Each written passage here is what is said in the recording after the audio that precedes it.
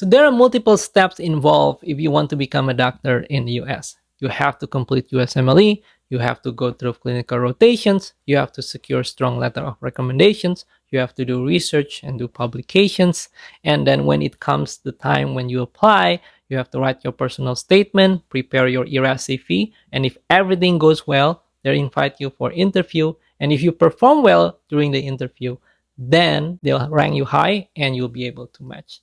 So these are all the steps that's pretty much involved, the major steps that's involved if you want to become a doctor and match in the US. So that is the reason why a lot of people would search about this, right? Either in Google or YouTube or LinkedIn or any social media, wherever, some resources to help them how so I can get a high score, how I can do research, how I can secure the high quality US clinical rotations in inpatient, and then how I can secure the strong letter of recommendations. And then there's a lot of services that helps your personal statement, ERAS, and then also mock interviews. So you can perform well during your interviews. Now, these are all definitely necessary because these are the steps, like the check boxes that you have to check in order for you to match.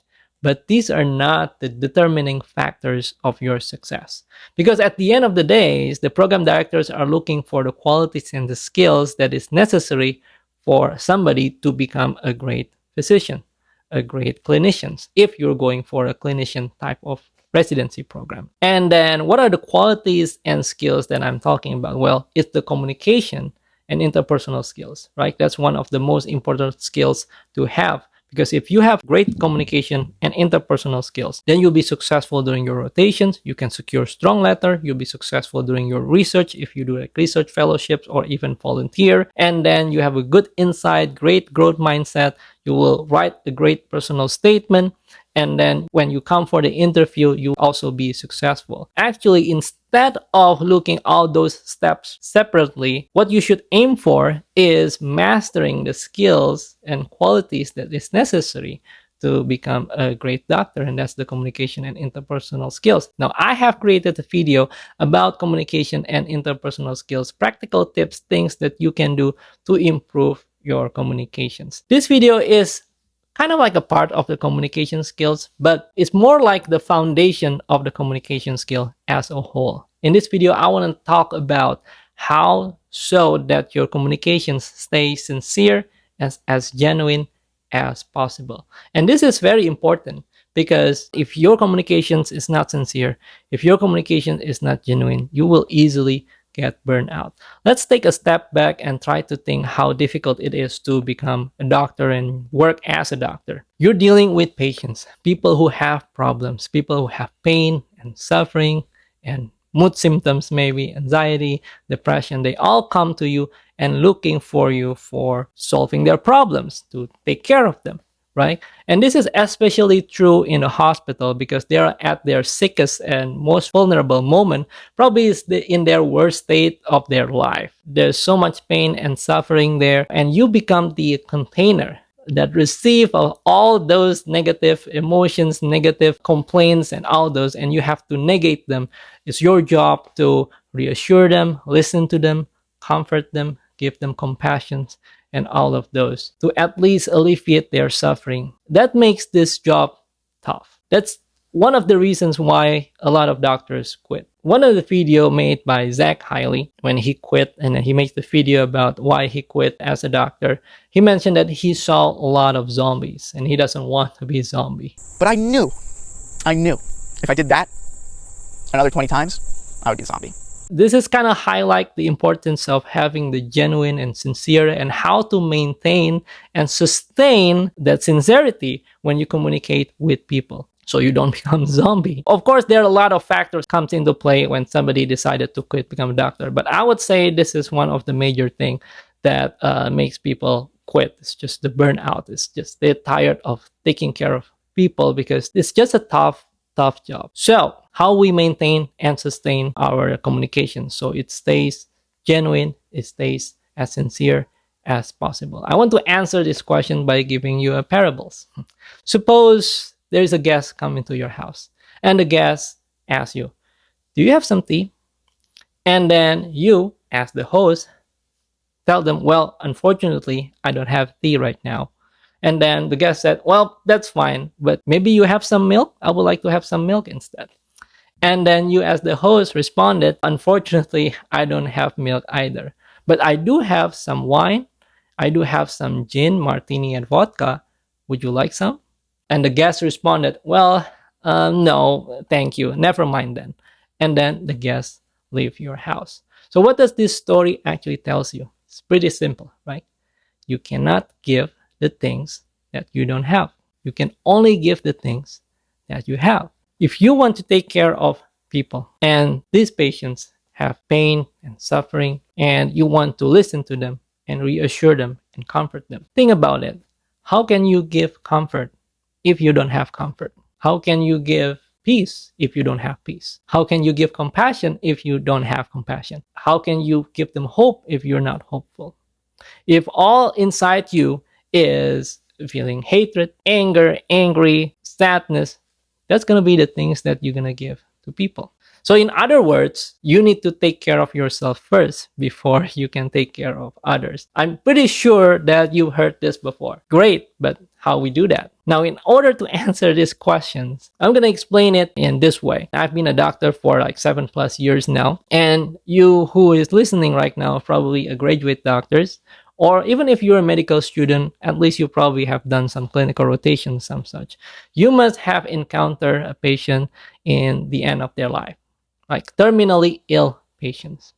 And when you see a terminally ill patients, and if you have the opportunity to have the discussion about goals of care and DNR, DNI, and such, what are they looking for? Are they looking for money? Are they looking for fame? Are they still like, I want to build the next biggest business possible? Are they looking for 1 million subscriber in YouTube or Instagram?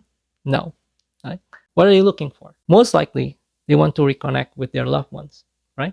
They just want to be around the people that they love and care about. In other words, they're looking for relationships. Maybe it's their kids, maybe it's their spouse, maybe their parents if they're young, maybe it's their friend or colleagues. So they just want to reconnect with their loved ones, because the relationships is what actually fills you with all of these positive things, healthy relationships.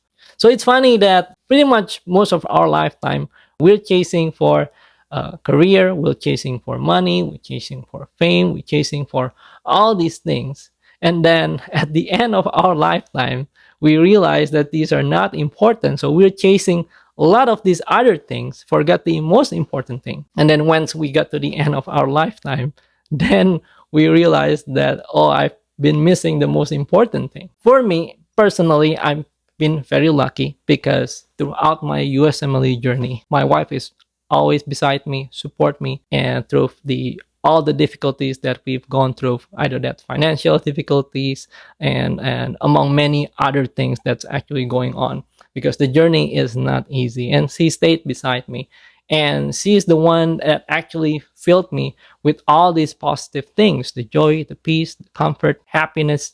And now that I have a son and daughter, my relationship bottle is basically filled up. My container is filled up with all these positive things. And that is actually how I can go to my office or go to the hospital and able to take care of these people, because my container is full with all the positive things that I receive every day. One of the lucky ones. But here is the message. Seek relationships. Fill yourself with all the positive things, the joy, the peace, happiness, comfort. Fill out your container with all the positive things and take care of yourself. If you take care of yourself, then and only then you can take care of others. And your communication will always stay sincere, will always stay genuine. It will be difficult for you to burn out. It is difficult for me to burn out because after my job is done, I come home, I'm surrounded by the people that I love and care about. So the next day, I actually ready to take care of people who are sick again. That is, I think, one of the reasons why people just burn out so easily. They don't fill themselves up with all these positive things. So seek relationships, take care of yourself, and that could be your spouse, that could be your kids, that could be your friends, that could be your parents, that could be really anyone, as long as it's a healthy relationships After that, I'm quite sure the program directors, people around you would be able to see it. They would be able to see through you how genuine and sincere you are as a person. That would be the thing that pave your way to match. That would be the thing that will pave your way to success. Well, you still need to learn the skills and the tactics to improve your communication and interpersonal skills, of course. But at least you build your house on a rock and you don't build your house on a sand. And you also still need to do your USMLE and you still need to do your USCE. So those are still necessary to do. So if you're going for USMLE, I have USMLE test taking strategies. It's free. Just grab it. The link is provided down in the description below. And if you're going for USCE, I have USCE Essentials Guide for non-US IMG. Contains 30 plus hospitals that offer USCE for non-US IMG is included inside the guide. And it's also free. You can get it using the link down in the description below as well. So that's the video for today. I hope you enjoy and like it. I'll see you again in the next one. Bye.